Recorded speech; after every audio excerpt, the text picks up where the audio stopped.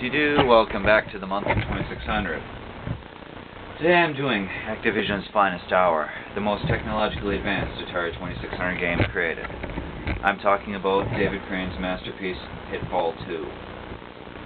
What made this game so awesome? It had music. David Crane actually bothered to put a custom sound chip in it that he designed so that he could have this 7-note musical score.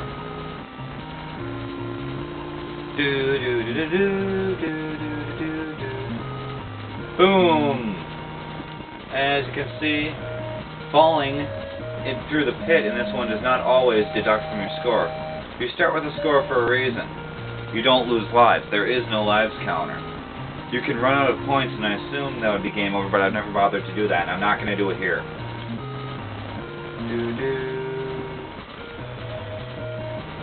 As you can see, when you start in this game, the ideal option is to go right, not left. And there's just so much to this game. Swimming through water, avoiding those snakes, there's so many more enemies, so many more screens to it.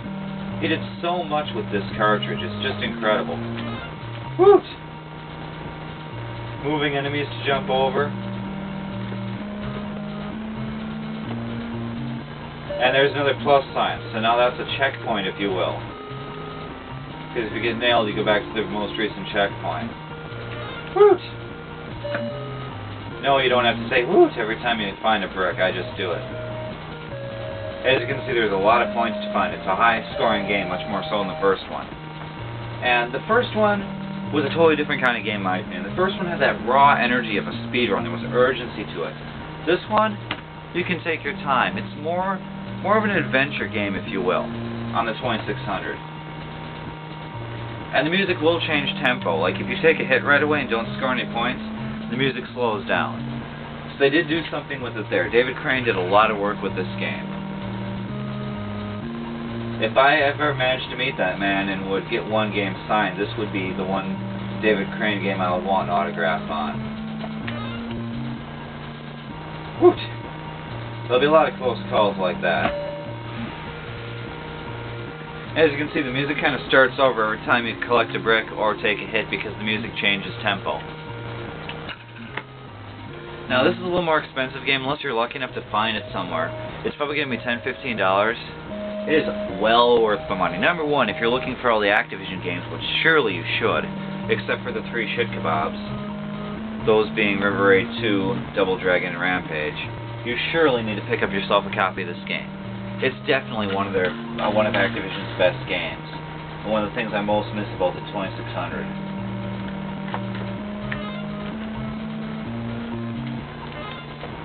Whee! I mean, the first one was cool, but there were very few screens.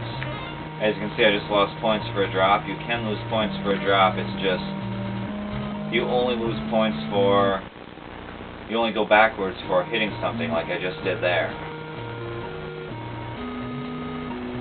And now the music slowed down. You can hear that. Ooh, things got grim. I'm going to show you the cartridge label here. Looks kind of plain on the surface, but if you go real close, you can see Pitfall Harry with a lamp right there. See if you can see that.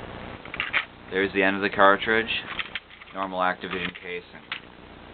If you like this game, and I think you will, if you play it, you can pick up Pitfall 1 as well.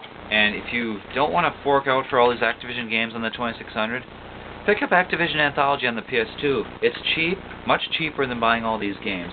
It has a good 80s soundtrack to it, and it has neat things like commercials. I mean, seeing Phil Hartman in that ice hockey commercial is worth it alone. We miss you, Phil. Anywho, if you don't like this for some reason, well, you must really suck at life. But let's go to the bins. Ooh, I'm running out of time. Okay, let's just go to this bin. Find something shitty. Let's see, maybe Sonic Spinball. I actually like that game. Here you go. The Itchy and Scratchy game. This might be more up your alley, eh?